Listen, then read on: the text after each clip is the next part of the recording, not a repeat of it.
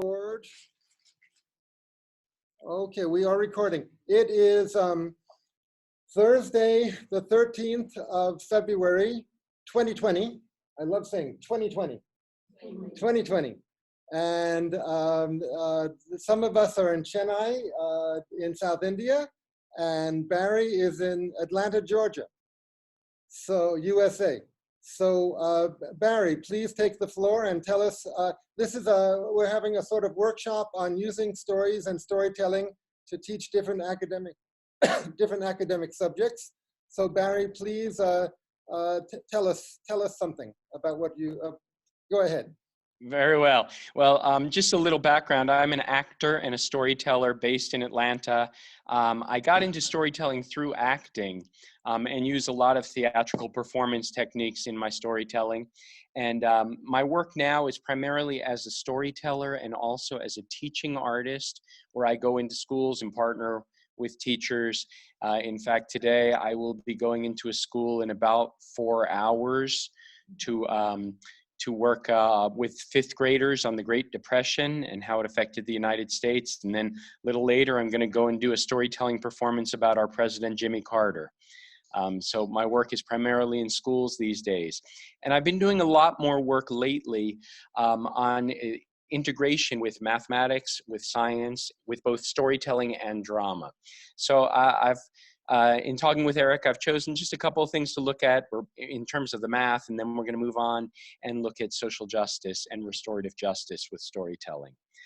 In terms of math and storytelling, I find that there can be wonderful alignment, because math and storytelling, even though they seem like they might be very disparate processes, disparate approaches, they actually share things in common. In math, as in stories, well, in math, there are discrete entities that often share characteristics, but also have differences among them.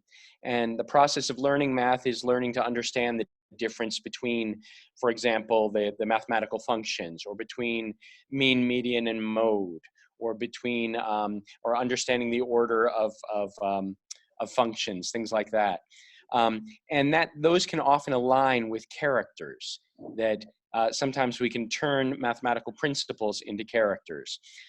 In both math and storytelling, there are interactions, there are conflicts between characters, and also between elements that come into conflict in mathematical processes. Both math and storytelling involve problem solving and decision making. And one thing that I love is that in both mathematics and storytelling, there can be multiple pathways to resolution. In math, sometimes there are different ways that you get to the same answer. And in storytelling also, we find that characters have choices of how they get to what they're trying to achieve. And both math and storytelling involve sequencing and patterns. And I think we can go in both directions. Sometimes we can take a mathematical concept and build a story around it, or a story to illustrate it. And people were just talking about that a few moments ago. And we can also find a story and mine it for mathematical concepts that might be embedded in it. And the latter is what I want to do now for a few minutes. And so I'm going to tell a simple story that I think some of you might be familiar with. It's a kind of a pattern or a formula story. I'm going to stop for a second. I see folks looking. Is everyone hearing and understanding me okay? So? Good. Okay. Coming in loud and clear. Very good. So this is a story that I have. It comes from China. It's a type of story that is sometimes called a good, bad story, or that's good, no, that's bad story. I see some people nodding. I don't know what resources you have available, but I'm going to share. I have a book called Putting the World in a Nutshell, which is a collection it's The Art of Formula Tale by Sheila Daly. This has a whole bunch of formula stories, like chain stories, or stories that follow patterns of 3, or stories that follow a certain pattern. And the that's good, no, that's bad story is featured in here. And then the story that I'm sharing is also in this lovely book called Zen Shorts, which is a collection of 3 stories embedded in a frame story that are stories that give some, basically Zen wisdom. And so the story in Chinese or in Mandarin is called Sai Wang Xi Ma. And I do not speak Mandarin. And so if anyone there does, I apologize for my pronunciation. but it basically means Sai Wang lost his horse. And it's a fairly simple story. It goes like this. Once there was a farmer named Sai Wang, and he had a farm, and he had a beautiful horse. He had his son who always helped him out with everything he did. And one day he came out and he noticed that his horse had run off. And Sai Wang's neighbor came to him and saw him and said, "How was your day?" And Sai Wang said, "My day is all right, but my horse ran off." And the neighbor said, oh, I'm so sorry to hear it. That's too bad. And Sai Wang said, "Maybe it's bad, maybe it's good." The next day, Sai Wang got up, looked for his horse, and found that the horse had returned. And the horse had brought with it 3 wild horses. So now Sai Wang didn't only have his horse, he had 3 other horses. The neighbor came and said, "Well, how is it today? You lost your horse. That was horrible." And Sai Wang said, "Well, actually, my horse returned and brought 3 other horses." And the neighbor said, "Oh, that's wonderful." And Sai Wang said, "Maybe it is, maybe it isn't." The next day, Sai Wang's son was trying to tame one of those wild horses because they knew if they tamed the horses, they could use them. And in trying to get on the horse and ride the horse, his son was tossed from the horse, thrown down to the ground, and he broke his leg. And when the neighbor came by that day, he said, "Well, good for you. You have those 3 new horses." And Sai Wang said, "Yes, but my son, in trying to tame the horse, was thrown to the ground, and he has broken his leg and cannot help me anymore." And the neighbor said, "Oh, that's too bad." And Sai Wang said, "Maybe it is, maybe it's not." And the next day, an emissary came from the emperor saying that the emperor was declaring war against a neighboring nation, and all able-bodied young men would be conscripted into the imperial army. And so all of the young men from the surrounding areas were taken, but Sai Wang's son, who was a young man, was not taken. And the neighbor came and said, "I'm so sorry to hear about your son." And Sai Wang said, "Yes, but because he had a broken leg, he was not taken off to war." And the neighbor said, "Oh, that's wonderful." And Sai Wang said, "Maybe it is, maybe it's not."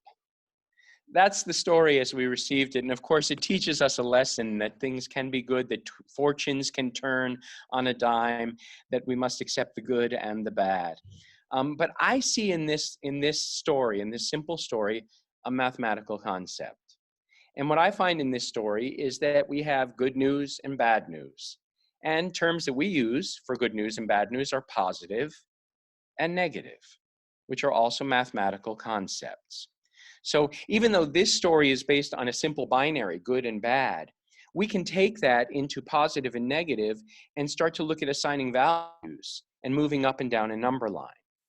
So I think Eric told me that he would ask you, I would like to ask you if you have something to write with and something to write, something that you can write with and write on, would you go ahead and get out a sheet of paper? Okay, and it doesn't have to be big, and I think you'll get this concept if you don't. Good. And I'm going to ask you to draw a simple number line, and on the number line, put at one end, put in the middle of the number line a 0. Can you see this okay? Put a 0 in the middle, and then at one end put a -100, and at another end put a +100. So we're going to be working with the number line, with this story up and down the number line, giving values to the positive and negative. So is everyone on board with that? Yes. All right. Very simple. So going back into the story, Sai Wang, life was fine. And then one day he woke up and his horse disappeared. Okay. I'm going to ask you to think in terms of Sai Wang's life. All right.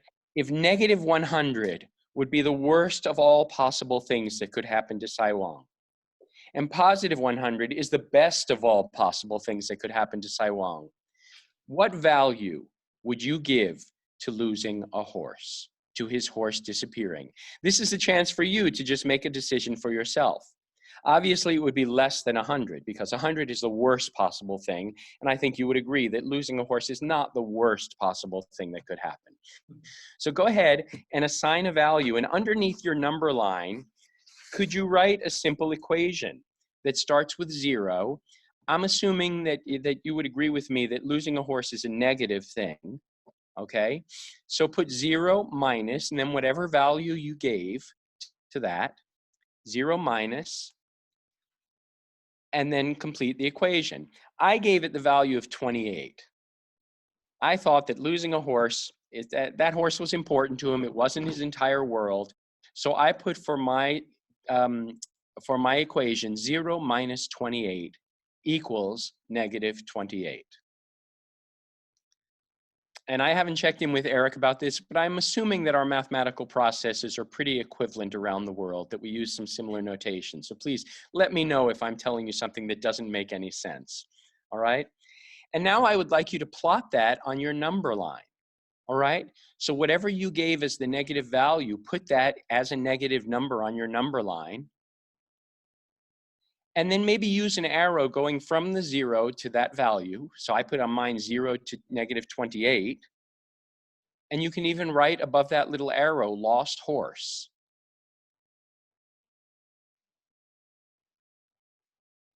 I'll show you mine in a moment, but we're going to go on because the next day, his horse brought him 3 horses. So now instead of his 1 horse, he had his horse plus 3 wild horses. You would probably agree that this is a positive. And I think you would probably agree that this puts him in a better place than he was before he lost his horse.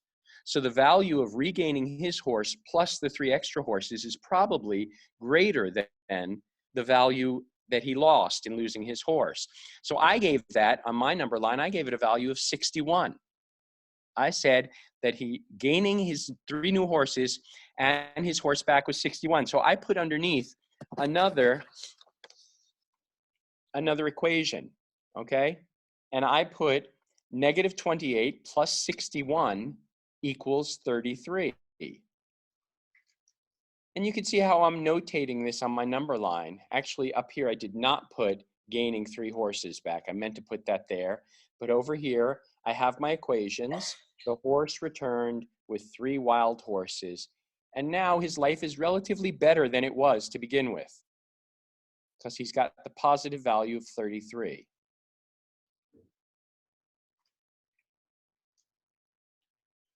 Is this making sense to everyone? Yeah. Yes. Okay, so let's go on with the story. The next day, his son tried to tame one of these horses and broke his leg. What value? It's a negative value. What value would you give to that?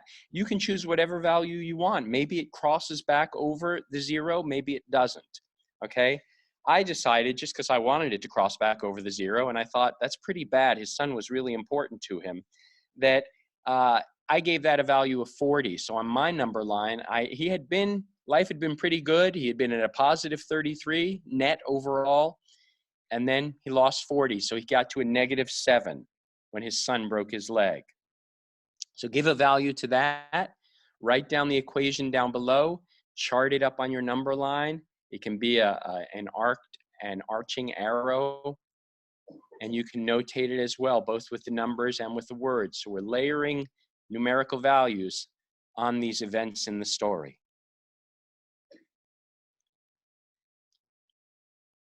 And then on the 4th day, alas, the emperor sent emissaries to conscript all the young men, and his son was skipped over. Certainly good fortune for the farmer, for Saiwang.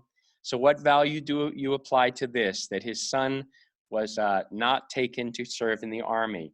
I gave this a high value. I said it was worth 50, that he was not going to miss his son, perhaps lose his son forever. So on my number line, it came back up to a 43.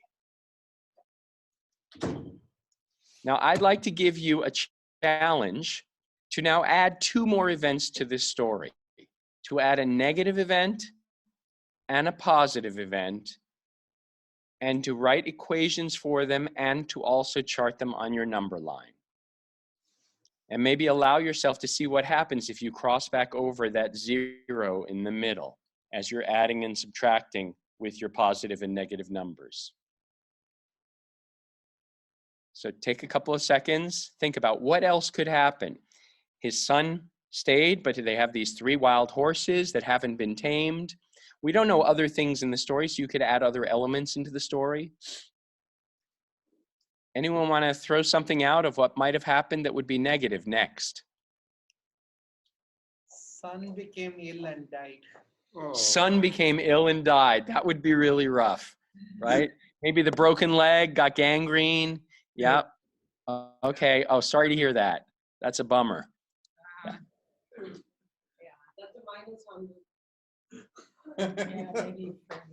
And then after that, why don't you give a positive thing? I don't know that we can make up for the death of the son, but, and you don't have to have the death of the son. That's not what I had. But then a positive thing. So I'm just going to show you mine. I ended up saying that the wild horses destroyed his house. And I thought that was really hard. I gave that a -80. Put him down because he was up at 43. That gave him down to -37. But then I decided, being homeless, the nice widow invited him in. This is a nice widow he's had his eye on for quite a while. And she invited him in. You see, the story does not give any evidence of him having a wife, so I've decided maybe he doesn't. He's been lonely. He's got the son with the broken leg. So things are looking up with the widow taking him in. So this is a way that we've exercised our mathematical mind, but we've given values to it. If you did something like this in a classroom, the child could then take this home and tell the story to her parents. You know, you could discuss, the children could discuss with each other. Let me ask you, let's just go back to where the son escaped conscription, which is the story that we had. I ended up at a value of 43. Where did you guys end up? 55. 55. Anyone else? 45. 45. 45. You know, and there could also be discussion back and forth. We could then let the students talk to each other about, why did you give this value? Why did, you know, and they could talk more, and that gives them more facility in talking about the story and reflecting on the story. So that is an example of using math, aligning a mathematical concept with a story. Any thoughts or questions or comments? So, like, we are giving a lot of value for the 3 horses. Don't we need to factor in the law of diminishing marginal returns? 1 horse was a huge loss. Uh-huh. There's plenty of discussion there, yes. I meant to show this before. I don't know about how you deal with things where you teach. In the US and where I teach in Georgia, we have what we call mathematical standards. So these are the specific standards. I don't know if you can read it, but there's the standards that we have that deal with, and this is in our curriculum, it's at the 6th grade level for students to be understanding positive and negative numbers on a number line, absolute value, and so on. In my teaching, I'm asked to deal specifically with the standards. I'm often working directly with a classroom teacher who is teaching this. And so I'm trying to give my classroom teacher partner strategies for being more creative and using storytelling and or drama in what they do. So this just gives you an example of the specific standards that I work with. Any other questions or comments? Have you ever? All right, then. Have you ever Go found the students actually question on a more spiritual or metaphysical or moral level, really assigning value like that, positive and negative? Like I don't think I have. I haven't done this one in quite a while, and I don't remember, but I'm trying to think in other math things that I've done. Not that I recall. what's But, the you know, name of the story? Well, they keep it simpler than by just giving it positive and negative, but it's tricky on a deeper level. Like right. And the name of the story is called, if you, in terms of finding it online, I think it can be found if you look up The Lost Horse, you know, Storytelling the Lost Horse. And it's called Sai Weng Shi Ma. how do you spell that? In English, it's transliterated as SAIWENGSHIMA.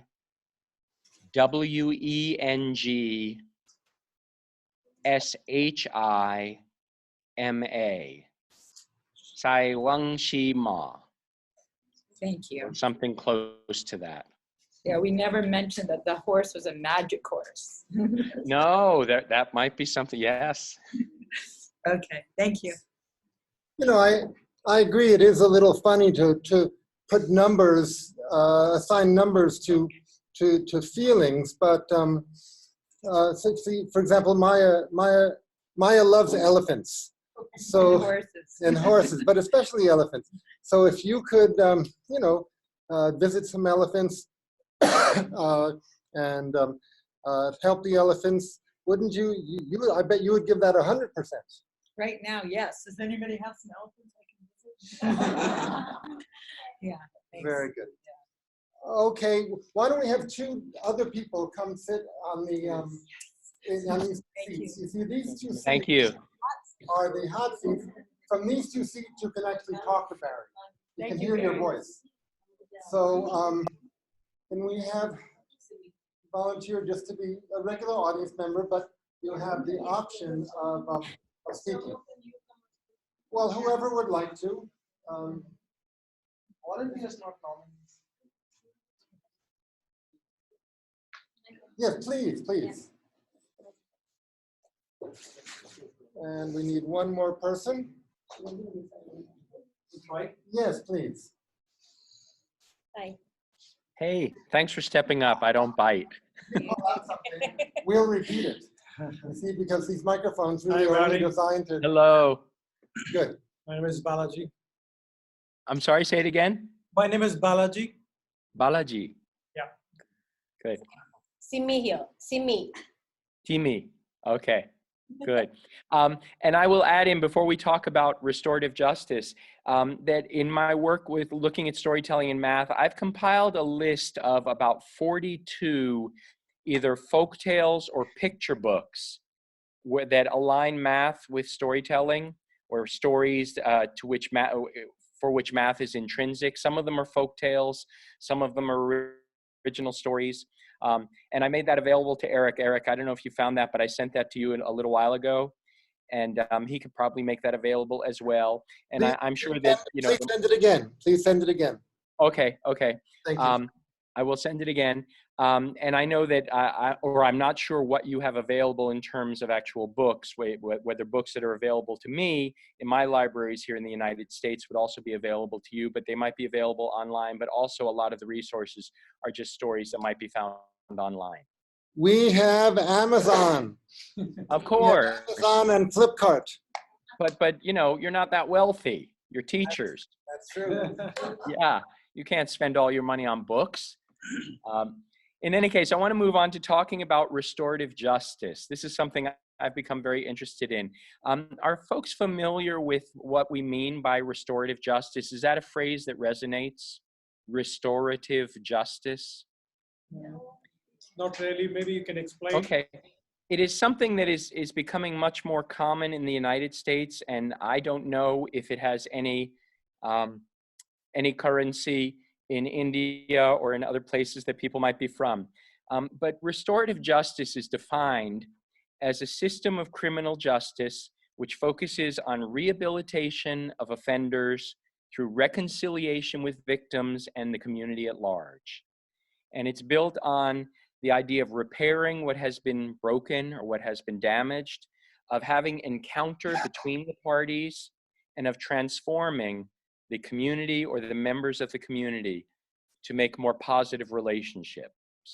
I know in my country, restorative justice is not practiced that often, that, you know, people are locked away. There are not many opportunities for people who have grievances to meet one another. I found another source that said if restorative justice were a building, it would have 4 corner posts: inclusion of all parties, encountering the other side, making amends for harm, and reintegration of the parties into their communities.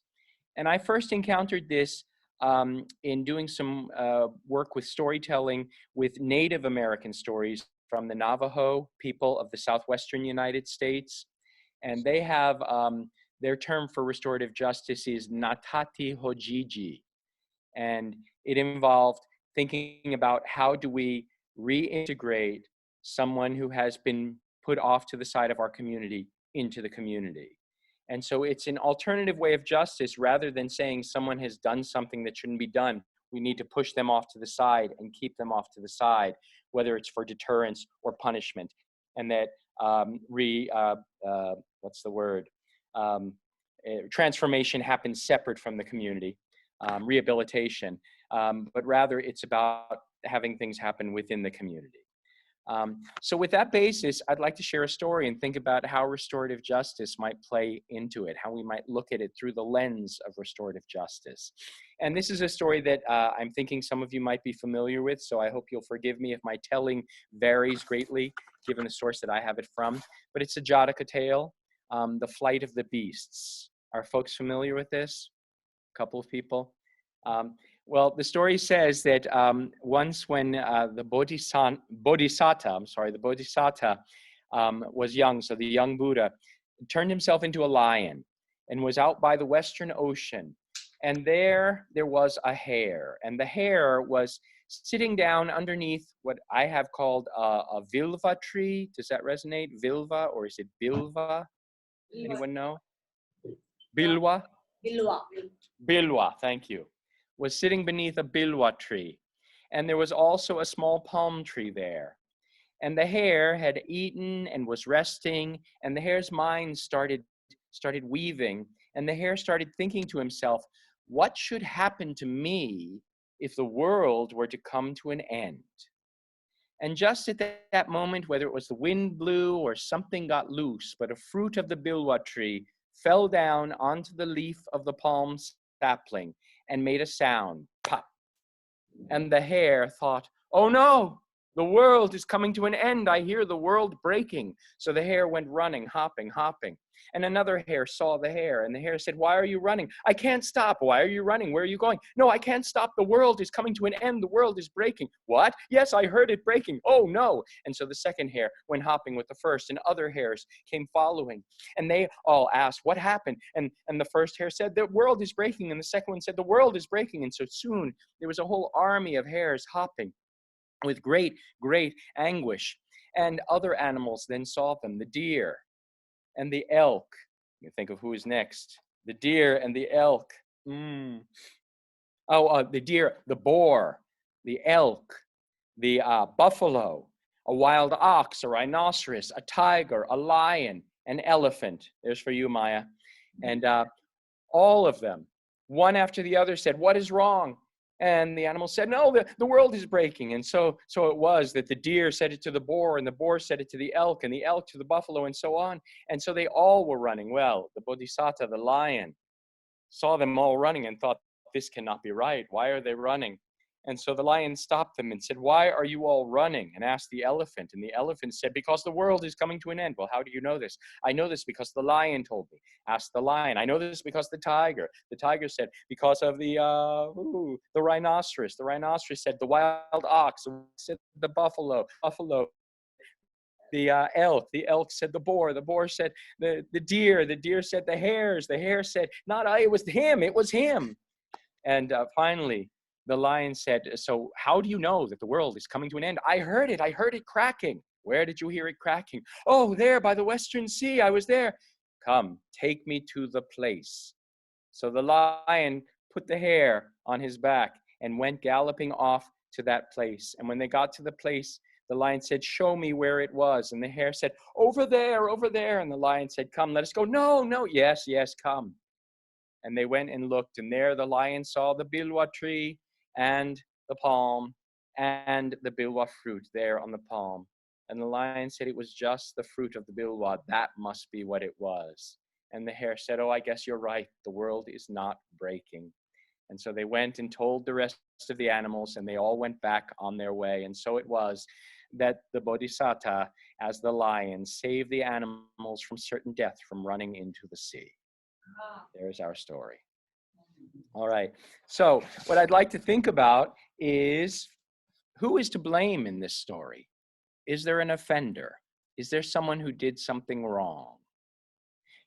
Obviously, and I think it is our human impulse when something goes wrong to try and figure out whose fault it was. So whose fault was this, that we almost lost all of those animals? Our beloved elephant. Anyone? Whose fault is it? Just a perception. You have to repeat here for them. Perception. Ah, it is perception. But which of the characters would you say is at fault? This is starting one of the hair. The starting hair. So we could go with that. We could go with any of them really, because they all added on, certainly. But the starting hair. So we might think about if we say that the starting hair, the first hair is to blame for saying this, and then the others all followed, which seems like their natural impulse. What might the other animals say to him in retrospect? What might they say to the one that they feel is to blame? This is that element of encounter, all right? What might you say if you were the elk or the buffalo or the deer? What would you say to that first hare? You shouldn't panic. Show me the proof. Show me the fruit? Is that what you said? Yeah? Show me the proof. Don't panic. Yeah. You know, you almost ruined it for all of us. Things like that. What amends could be made? What could be changed? What would they do to make sure this doesn't happen again?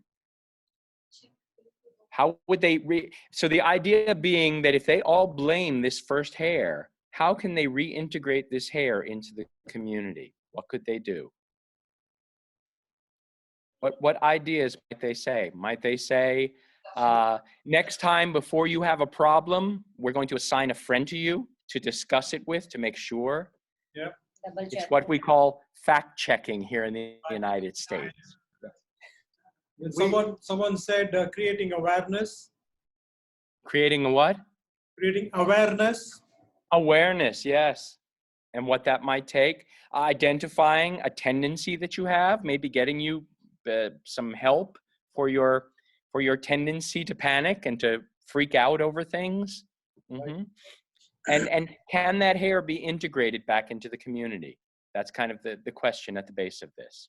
So I want to move on to another story, but that gives an idea of how we might look at a story, identify who is someone who has been kind of put to the outside of the community, and how can we look at the conflict in a story and process it through the lens of restorative justice.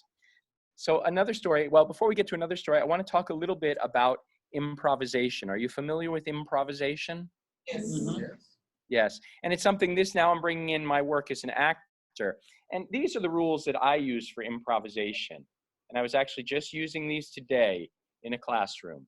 I work with students saying improvisation means making it up as you go.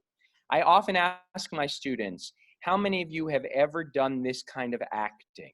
How many of you have ever acted out anything without a script? And usually about a third of the kids will raise their hand, and then I smile and tell them to put their hands down and say, actually, it's a trick question because everyone's done it. I say that pretty much unless there's something very different about someone, that when we were all 2.5 or 3 years old and we had enough language that we could express more complicated thoughts and enough imagination that we can imagine things that aren't right in front of us, that we all did this. We all said, let's play house. Let's play astronaut. Let's play aliens. Let's play dog and cat. We play. And so these are the rules I use, that you accept information as it's given. You listen and respond to the people that you're doing your improvisation with. You make strong choices to heighten the problem, to heighten the sense of conflict so that we can explore it. And the last one, which is often the hardest one, to stay in the scene. Okay, so I'm going to just plant that there so that we can move on to another story. And this is one that Eric suggested for me, and it's an interesting story. It is a Tamil folk tale, and some of you might be familiar with it. It's called The Fish Brother. Are people familiar with that? No, okay. Well, once upon a time, there was a family of 7 brothers and 1 sister. And it just so happened that one of the brothers was a fish. Now, the sister every day would take food to all her brothers. And she would carry the food, but the brothers, the ones that were humans, were across the river. And so she would come to the river, and her fish brother was in the water. And she would give him a rice ball, and then she would climb up upon his back, and he would give her a nice surf, a nice ride across the river, and she would give the food to the other brothers. Well, one day the sister did not have enough food. And so when she came to the river, instead of giving her fish brother a rice ball, she made a small ball of dirt, of mud. And then she planted a few grains of rice that she had found in the ball of mud, probably to trick him, to make him think he was getting a rice ball. And she fed that to her brother. And her brother, when he tasted the dirt ball, the fish brother thought, how could my sister have given me this to eat? How dare she do this? She always gives me food, and I give her a ride every day. And so, angered by what she had given him, he cut her with his fin. She told the rest of her family that the fish brother had cut her, and her brothers, the human brothers, grew very angry. And so they killed the fish. They buried the fish right there beside the river, and there where the fish was buried, a rose bush grew up over the grave. Life went on for the family, and soon it was time for the sister to get married. And they were making all the preparations for the wedding, but they found that they could not find any flowers anywhere to make a garland for the bride. And just then the brothers remembered, what about that rose bush by the river where we had buried our fish brother? They went down to the river, and the oldest brother sang to the river, and I have the song. I won't sing it, but the words are, flowers, flowers, flowers. We need flowers for our sister's wedding, flowers for her wedding garland. But the rose bush sang back, don't pluck me, don't touch me. I was given a ball of dirt to eat, and I was punished unfairly. And the second brother came and sang again, flowers, flowers, flowers. We need the flowers for the garland for our sister's wedding. But the rose bush sang back, don't pluck me, don't touch me. I was given a ball of dirt, and I was punished unfairly. And one after the other, all of the brothers sang this, and the rose bush sang back and would not release its flowers. Well, finally, the parents came. They wanted their daughter to get married. And so they were able to convince the rose bush to release some of its flowers. And they wove the roses together in a garland.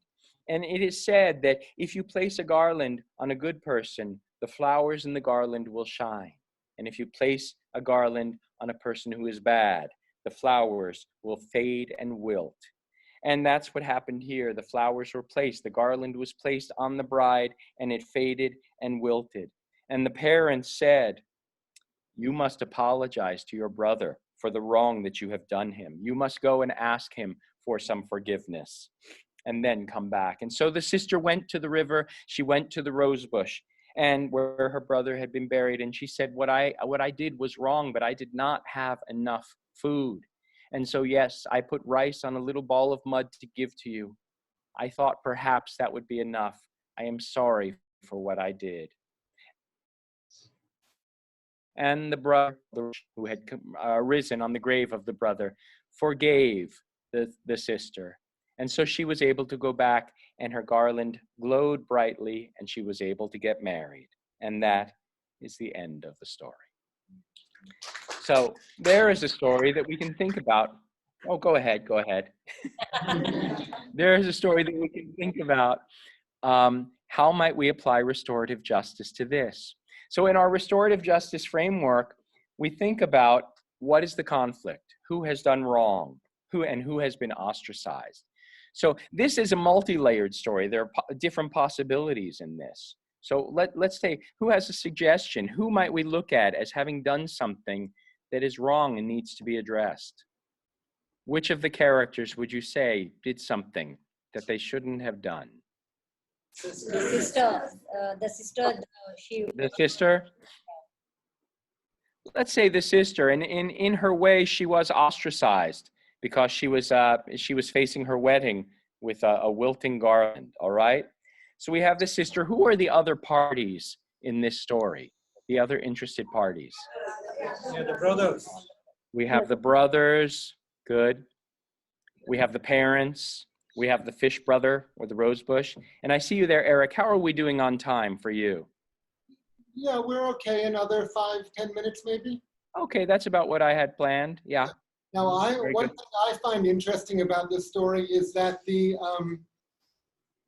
retribution accelerates and increases because Mhm. first she gives the dirt ball covered with rice to her brother. Okay, that was not a nice thing. But then the other brothers, oh, and then the fish cuts her. He cuts her foot with his fin. He just cuts her foot. Yep. So that was that's worse than giving somebody a rice ball.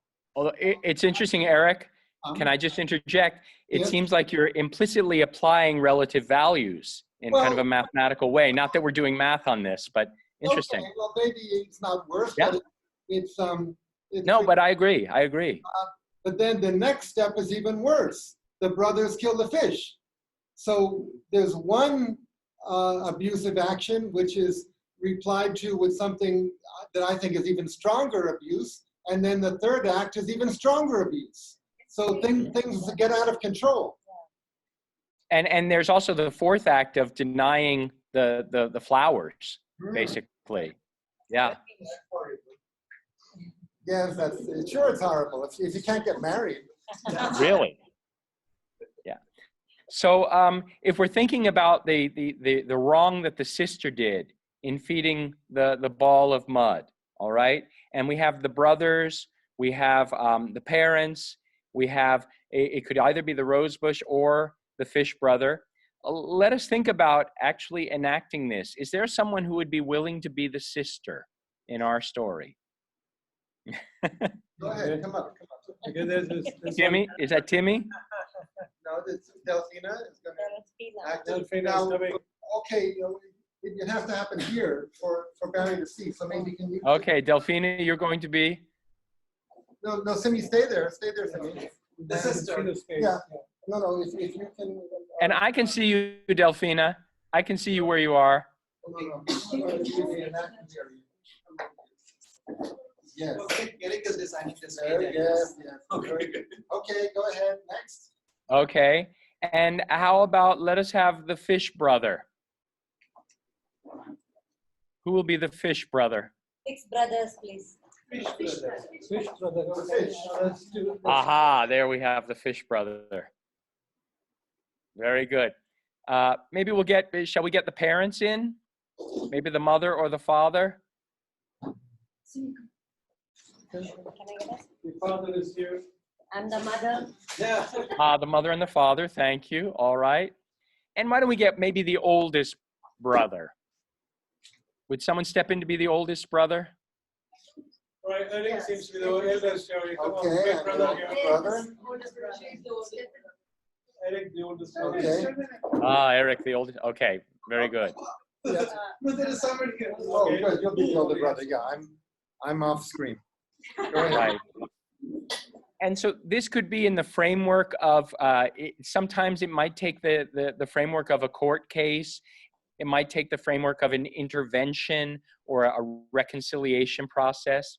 So I'm going to ask you to remember our rules of improvisation. You are going to be able to add some details to this story. You might make it up as you go, listen and respond, make some interesting choices, and stay in the scene. All right? So I'm going to be the facilitator because in a restorative justice process, there will be a facilitator. But I'm going to ask you to speak as well. All right? And others in the room, there are other people in this community as well. So if you have something you want to say, feel free to just raise your hand or step up and you can say something as well. You can identify yourself as by who you are. If you want to speak and be heard, you have to come sit in this chair. Okay. So I will say thank you everyone for coming. I understand Fish Brother, that's you right there, isn't it? Fish Brother, wave your hand. Oh yes, Fish Brother. I understand that you feel you have been wronged. Is that correct? Yeah. Yes.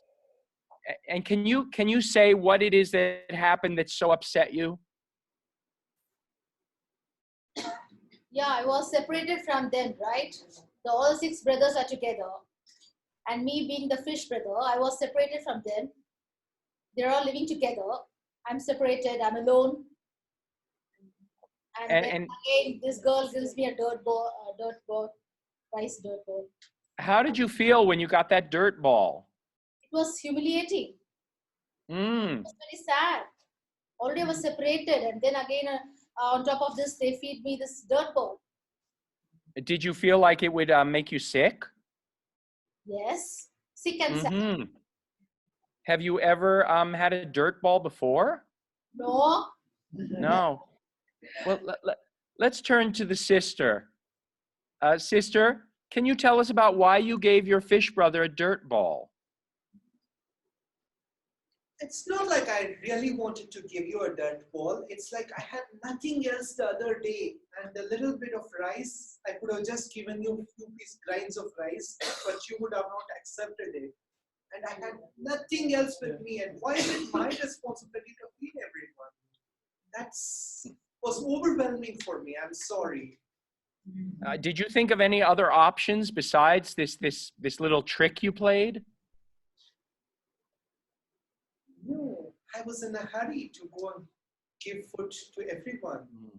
Is it a hard job to feed all of your brothers? Yes, it's overwhelming. Mm. Why should I want to turn to the parents. Parents, how do you feel about this conflict between your children? Obviously, we feel a little sad. We could have actually taught them how to communicate and be a little bit more open when there are difficulties. Mm. So instead of giving the dirt ball, they could just explain that we have little food. So how about we share what we have? So there's a learning that we have. We could have kind of taught our children a little better. I see. And let me ask you, sister, once again, who is it that gave you the job of delivering food to your brothers? There was a mom. Yeah, it's mom who told me, but I don't know what goes on between mom and father. I didn't give that. I was not even aware about it. So it's not you. You are denying all responsibility. Father, are you the one who gave her this very difficult job? Yes, I did. I had a lot of conference calls to take from morning to evening, so I just dedicated the work. Actually, he doesn't earn well. That is why I had to give less food to the children. How did you know? Very rough. Wow. How about you, brother? What do you think of all this? Brother there in the middle, yes. Yeah. See, there was enough food if it was shared properly. And yeah, So there is enough food, it just wasn't shared properly? Properly. So if it was taken care of, this situation would have been not there. Every day, the other days, it didn't happen, right? So this day also that much food was there, but somewhere, so what we should take care is that serve how much ever each one needs. And whose responsibility is that, brother? Who divides up the food? If mom had taken care of and taught it properly to my sister, it would have been. So at this point, we still have this rift in the family between Fish brother and sister. Fish brother, are you willing to forgive your sister for this yet? yeah, I think so. At the end of the day, she's my sister. So, and she's getting married. So I should not be a burden. Are you satisfied that this won't happen again? Yeah, I think so. Has anything happened to make sure this won't happen again? Have we taken measures? She had apologized for her behavior, and so I've forgiven her. And do you feel comfortable that this won't happen again? Yeah. Sister, do you feel comfortable that you will never be in such a hurry and have the food divided poorly that you will have to make that decision again? Yes, we have talked about it, but I still need a little bit more of interest from my brothers to be involved in this conversation. It's like he's saying like, my mother should have taught me how to distribute the food. Why is he not involved in the conversation? Mother could teach each one of us. It's not only the sister. To teach each one of us. Okay, that makes it better. Yes. Very good. I'm going to stop. Did you want to say something? I'm seeing Divya. No, I'm just Okay. listening to the conversation. You just came up on my screen. Well, I think I will stop it there, and please give our participants a round of applause, everyone. Thank you for stepping up. I will say, in terms of integration with curriculum, I know in terms of our curriculum, there are things in terms of wanting children to be able to process stories, to think about characters and motivations. There also might be some what we call social studies connections in terms of what happens in a justice system, how we follow rules and laws, and how people work together to make a system work. And then also certainly some standards in drama, in incorporating improvisation into interpreting the story. So thank you all. I thought that was a lovely way of expanding on that story, taking a moment of the story and thinking about the motivations of the characters and how we apply restorative justice to restoring the world to as it should be. Great. So Barry, we want to thank you very much for getting up in the middle of the night and giving us some training and using storytelling to teach math with that very interesting timeline or positive negative line, and now this very interesting method of having people act out situations. I usually relate that restorative justice to social issues. Like after apartheid in South Africa, there was I think a peace and reconciliation process. I don't know how complete it went, but I'm more used to thinking of it in terms of social groups. Larger social dimension. Yeah, but I think it's also wonderful to do it with families or any group. Yeah. Wonderful. Okay, so shall we say good night and good morning? Good morning, good night, good afternoon. Okay, now I'm going to stop. Thank you for letting me come into your world. Okay, just a moment. I'm stopping the recording.